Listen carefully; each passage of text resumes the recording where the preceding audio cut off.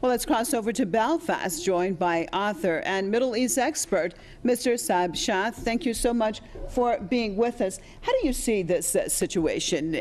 What the Iranian president now is basically claiming that this whole situation is extremely inhumane. Why do you think we're seeing it appears that the attacks are getting worse by Saudi Arabia and still the international silence?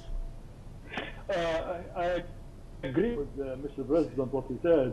The problem here is the whole thing was Netanyahu plan to sabotage the deal between the B5+1 and Iran, and using Saudi Arabia here and the Republicans in the American Congress through the letter, even the threat they sent to Iran was the Congress. These things were hidden.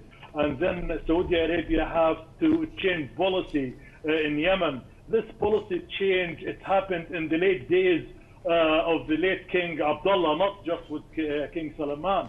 It started from there. And the flexion of muscles the Saudis used in Yemen served to impose their will in Yemen, to say, this is my sphere of influence.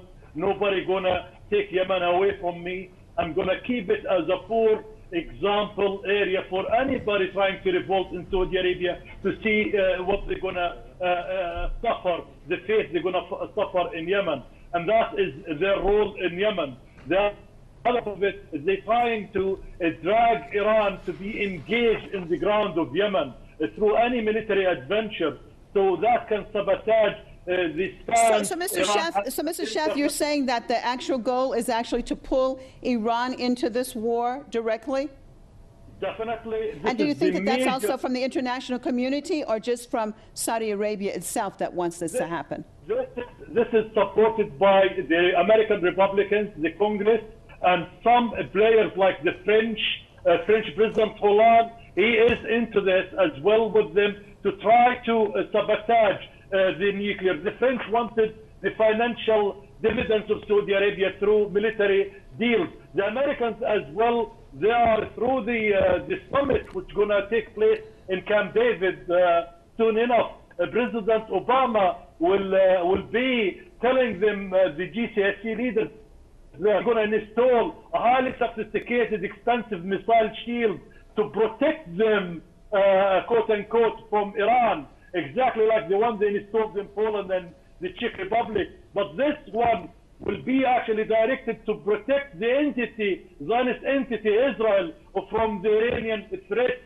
And that is to soothe the Israelis' concern from the threat they see from Iran, or the nuclear program of Iran. This is what the difference here in Poland.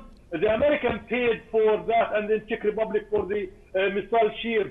But the Arabs, this time, they're going to pay for the American missile shield, which they're going to install to threaten Iran. So the whole game all along was to drag Iran to sabotage the negotiation in June. This is what some of the Western leaders wanted. This is what the Republicans wanted. They don't want Obama to achieve any success with the Iranians. This is what Netanyahu wanted, and the Saudis and the Gulf states wanted.